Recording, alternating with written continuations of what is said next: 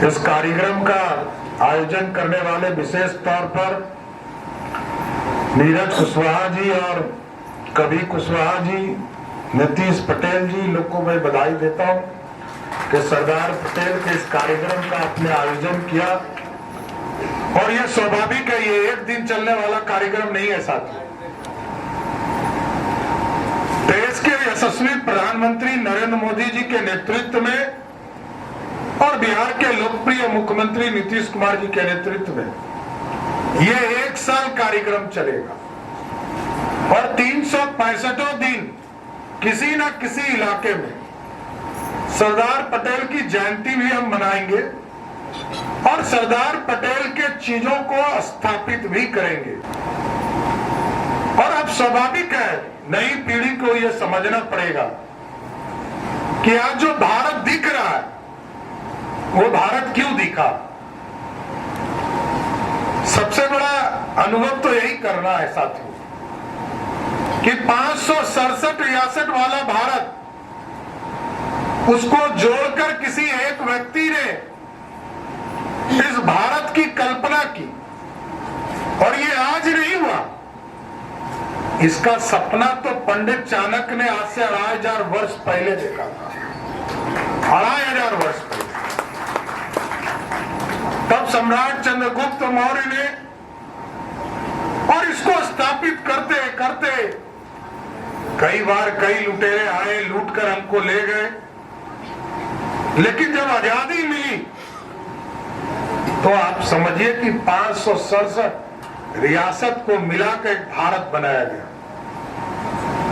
और अखंड भारत का सपना तो इससे 3 गुना बड़ा भारत था। आज तो 1/3 भारत हम देख रहे हैं।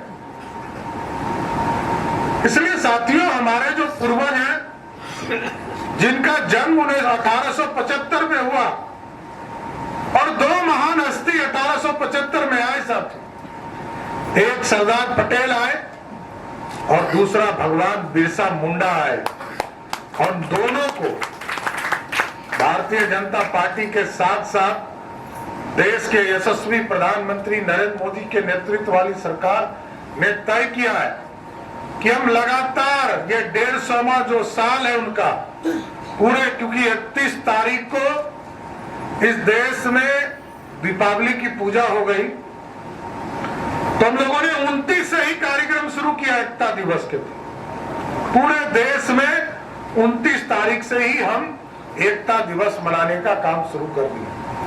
और ये साथियों अगले साल तक 31 अक्टूबर 2025 तक हम चलाएंगे और कई कार्यक्रम स्टेज वाइज चलेंगे। कई मूर्ति की सफाई होगी, कई मूर्ति का स्थापना होगा, कई मूर्ति के लिए चीजें स्थापित करने का काम किया जाए। और जैसा कि दीपिका जी ने कहा और बहन प्रियंका जी ने बताया कि बेटा में, या कई साथी उदय जी ने डिमांड किया, तो मेरा साफ तौर पर मानना है, इसमें कहीं दो मत नहीं है। हम प्रेरणा लेते हैं, हम अपने पूर्वजों से प्रेरणा लेते हैं, कैसे भारत उन्होंने बनाया, उनके चीजों को स्थापित करना। सरकार के स्तर पर हम जयंती सभी का मनाने का काम करते हैं, लेकिन इन चीजों को नीचे भी उतारने की जरूरत है। मैं जब नगर विकास मंत्री था तो मैंने, क्योंकि ये पूरा स्वरूप भगत का था, तो सम्राट अशोक के नाम पर मैंने सभी जितने भी नगर निकाय थे सब में एक टाउन हॉल बनाने का कल्पना किया था। स्थापित हो रहा है साहब। अब जरूर दीपिका जी से आग्रह करूंगा कि आप पैसा दे दें तो ठीक है, हमको सिर्फ जमीन का एनओसी दे दीजिए, यहाँ भव्य स्मारक भी बनेगा और भव्य बिल्डिंग बनाकर यहाँ स्थापित करने का काम किया गया। और स्वाभाविक है, सरदार पटेल के आदर्शों को आगे बढ़ाना। ठीक कहा भाई हमारे मंटू जी ने कि शिक्षा का भी प्रसार प्रसार कराना पड़ेगा। आप सोचिए कि आज से 75 वर्ष पहले ये देश आजाद हुआ और उसके 75 वर्ष पहले वो जन्म लिए थे। मतलब 150वां जयंती हम मनाने का कर रहे हैं। तो हमको सोचना पड़ेगा कि हमारे घरों में, क्योंकि महात्मा गांधी यदि दुनिया नहीं देखे होते, दुनिया नहीं गए होते, तो उनको एहसास नहीं होता कि आजादी क्या होता है, गुलामी ही करते रहा।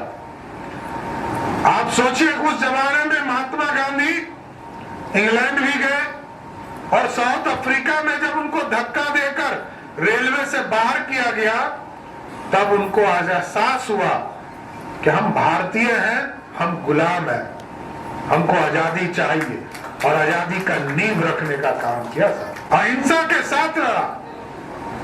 हिंसक रूप से तो कई लोग लड़े, लड़ते लड़ते अपने प्राणों की आहुति दिया हमारे कई स्वतंत्रता सेनानी, उनको भी हम सैल्यूट करते हैं। लेकिन अहिंसा के माध्यम से महात्मा गांधी, सरदार पटेल, सभी लोगों ने सत्याग्रह करके अंग्रेजों को भगाने का काम किया। ये एक महान व्यक्तित्व का परिचय है जिसको आगे बढ़ाने का काम किया। ठीक कहा रामकृपाल जी ने कि जब लोकतंत्र स्थापित हो रहा था 1946 में, पहली बार अंग्रेजों ने सत्ता बिहार हिंदुस्तानियों को देने का शुरुआत किया 46, जब हमको संपूर्ण आजादी नहीं मिली। तब भी 14 मेंबर थे साथ में, और 14 में 11 ने सरदार पटेल को वोट किया, 3 वोट दूसरे को पड़ा, और जो प्रधानमंत्री बना उनको तो वोट ही नहीं पड़ा था। क्योंकि हमें संपूर्ण आजादी नहीं मिली थी, इसलिए वो प्रधानमंत्री हो गए। संपूर्ण आजादी मिला होता तो पंडित नेहरू कभी देश के प्रधानमंत्री नहीं होते साथ। ये जानकर आश्चर्य कि लोकतंत्र था ही नहीं, एक तरह से राजतंत्र था। यह पार्टियां गुलाम थी और अंग्रेजों के इशारे पे चलने का काम कर रहा। इसलिए साथियों, हम आग्रह करेंगे, निवेदन करेंगे इस इलाके के संपूर्ण विकास के लिए जो अधूरे छूट गए हो। वैसे तो हम लोगों ने एयरपोर्ट का भी काम शुरू किया है, अगले कुछ दिनों में यहाँ टर्मिनल बनना शुरू भी होगा, और टर्मिनल बनने के बाद जैसा आपके इलाके की सहमति होगी, दाहिने बाएं जो भी जमीन देना चाहेगा उन्हीं का जमीन लिया जाएगा। किसी का जबरदस्ती जमीन लेने का काम सरकार नहीं करेगी, एकदम स्पष्ट रही। 8000 फीट का यहाँ पर एयरपोर्ट है, रनवे बना, 8000 फीट का रनवे है। पटना का रनवे लगभग 7000 फीट का, उससे 1000 फीट और बड़ा है। हम लोग चाहते थे कि यहाँ लगभग 12000 फीट का रनवे बने, जिससे कि इंटरनेशनल मार्केट, देखिए मेरा स्पष्ट तौर पर मानना है कि इंटरनेशनल मार्केट, ये बीटा एक हब है, बीटा इसी तरफ और पटना इसी तरफ बढ़ा है। मैंने इसी के लिए मास्टर प्लान में इस इलाके को लाया था 14-15 में कि पूरा विस्तार करे।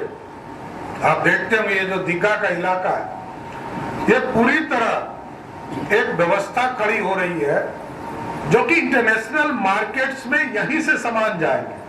और पूरे बिहार से लोग पैकेजिंग, 3 ही तरह की चीज होती है, good package, good product, good packaging और गुड मार्केटिंग। यदि 3 चीज हम नहीं करेंगे तब तक हमारा सफल नहीं हो सकता। तो हम बिहार को आर्थिक रूप से यदि विकास बनाना है, विकसित करना है, तो हमको और चीजें, कड़े निर्णय लेने पड़ते हैं जो हम लेते रहे, लेकिन हम सहमति के साथ आगे बढ़ेंगे। अभी कई 4 लेन्स इस इलाके में बनने हैं। अभी तो शेरपुर तक हम लोगों ने गंगा के किनारे भी प्लान किया है कि जो दीघा घाट से लेकर, दीघा के घाट से जो सोन ब्रिज है वहां से लेकर आपके शेरपुर तक, और शेरपुर के बाद फिर कोइलवर तक पूरे गंगा के किनारे एक पूरा एक्सप्रेसवे बनाने का काम भी बिहार की सरकार करेगी। लेकिन साथियों, मेरा इतना ही आग्रह है कि सरदार पटेल के जयंती के माध्यम से हम सभी लोग एक रहें और सब लोग कैसे इस इलाके की उन्नति हो सकता है, समृद्धि हो सकता है, क्योंकि ये हब है। मैंने बार बार कहा कि ये इलाका हब बनने वाला, एजुकेशन के लिए आपके इलाके में पूरी व्यवस्था की गई है, मेडिकल कॉलेज, इंजीनियरिंग कॉलेज, एक नहीं दो मेडिकल कॉलेज, एक तो प्राइवेट सेक्टर से खोले गए। इसलिए साथियों, हम पूर्ण रूप से इस इलाके को विकसित करने में काम हम लगे, सभी लोग लगे, और ये सबका है। हम देखते हैं इस इलाके में आज राम कृपाल जी नहीं जीत पाए, हमें दुख भी है, पीड़ा भी है, लेकिन साथियों यदि आज ये प्रधानमंत्री जी के साथ काम करते रहो तो आज जितना हम विकास कर रहे हैं इतना जरूर गारंटी देते कि इसके दुगने रफ्तार से इस इलाके का काम हम लोग कर पाए। इसलिए साथियों, सरदार पटेल जी की जयंती के माध्यम से हम जरूर आग्रह करेंगे, निवेदन करेंगे इस इलाके के लोगों से कि आप सरदार पटेल के आदर्शों को आगे ले जाने का काम कीजिए, कैसे इस इलाके को विकास कर सके, कैसे इस इलाके में समृद्धि आए और चीजें स्थापित करना हो। बहुत कष्ट होता है, इसमें कहीं दो मत नहीं। हम लोगों ने प्लान किया कि शहर बनाने, तो शहर तो बनाना ही पड़ेगा, मास्टर प्लान के अंदर लाकर शहर की डिजाइन तो करनी पड़ेगी ना।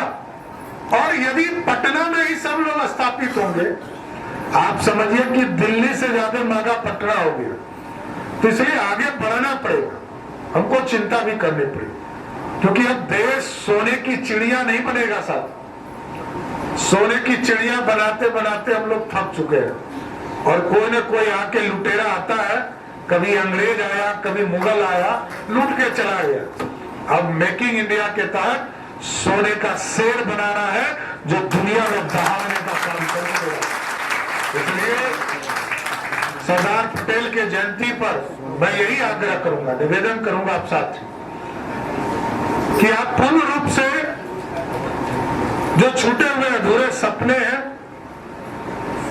जो इस इलाके में जो काम नहीं हो पाए हैं, एक तालाब के बारे में भी हमारी बहन दीपिका जी ने बताया, अभी नगर विकास के माध्यम से शहर में पड़ता है, तो शहर में भी हम लोग इस काम को आगे बढ़ाने का काम कर रहे हैं। मैं अभी आज ही इसको डीपीआर बनाने का आदेश दूंगा, और इस इलाके में जो बाबा बटेश्वर नाथ मंदिर है, वहां पर प्राचीन मंदिर है, इसके तालाब के जिम्मेदार के लिए जितनी भी राशि होगी वो हम राज्य सरकार की तरफ से देने का काम करेंगे। हम तमाम लोगों से आग्रह यही करेंगे कि सरदार पटेल ने जिस तरह इस भारत को एक सूत्र में जोड़ने का काम किया, हम बढ़ जाते हैं, चुनाव आते के साथ हम जातियों में बढ़ते हैं साथ, कोई हिंदू मुस्लिम में चला जाता है, कोई जातियों में चला जाता है, विकास पर वोट हम करते नहीं है। एकदम मैं बता रहा हूं, मेरा भी, मैं तो 5 चुनाव लड़ चुका और आगे भी कई चुनाव अभी लड़ने हैं साथ, और 5वीं बार सदन में मंत्री के दर्जा में प्राप्त में हूं। मैं तो यही समझता हूं कि विकास पर वोट करने होंगे, नहीं करेंगे तो बिहार का कुछ नहीं हो सकता। और आप समझिए, रोजगार, कल एक फिल्म का स्टार आ गया, लाखों की संख्या में बिना बुलाए लोग पहुंच गए, लेकिन कोई शिक्षा वृद्धि यदि कोई बुला ले तो आदमी नहीं आता है साथ। तो मेरा ये कहना है कि एंटरटेनमेंट एक अलग सब्जेक्ट है, संस्कृति एक अलग सब्जेक्ट है, वो करें, उसका जीवन में अपना योगदान है, लेकिन यदि आप अपने जीवन में विकास की धारा नहीं बढ़ाएंगे तो कोई आपके यहाँ काम नहीं करेगा। लोग खोजते रह जाएंगे कि विकास कैसे होता है, क्योंकि लंबा समय हो गया, आजादी के 75 वर्ष के बाद भी यदि बिहार जैसे राज्य और देश में विकास के नाम पर वोट नहीं होंगे तो देश कैसे बढ़ेगा। आज आर्थिक स्थिति में यदि हम देश के दुनिया के 5वें स्थान पर पहुंचे तो ये पॉलिसी बनाना पड़ता है और कठिनाई झेलना भी पड़ता है। आप सोचिए, वैट देना पड़ता था लोग, आज जीएसटी देते, और कोई गरीब कल नहीं कर पाता था कि मेरा योगदान है देश को निर्माण में, लेकिन आज मोदी जी ने ऐसी व्यवस्था जीएसटी खड़ी की है एक बोतल का भी पानी खरीदिएगा तो इस भारत के निर्माण में आप कह सकते हैं कि मैंने पैसा देकर इस भारत को खड़ा किया है, पहले नहीं कर सकते थे। और आज टैक्स बच भी रहा, टैक्स बच भी रहा।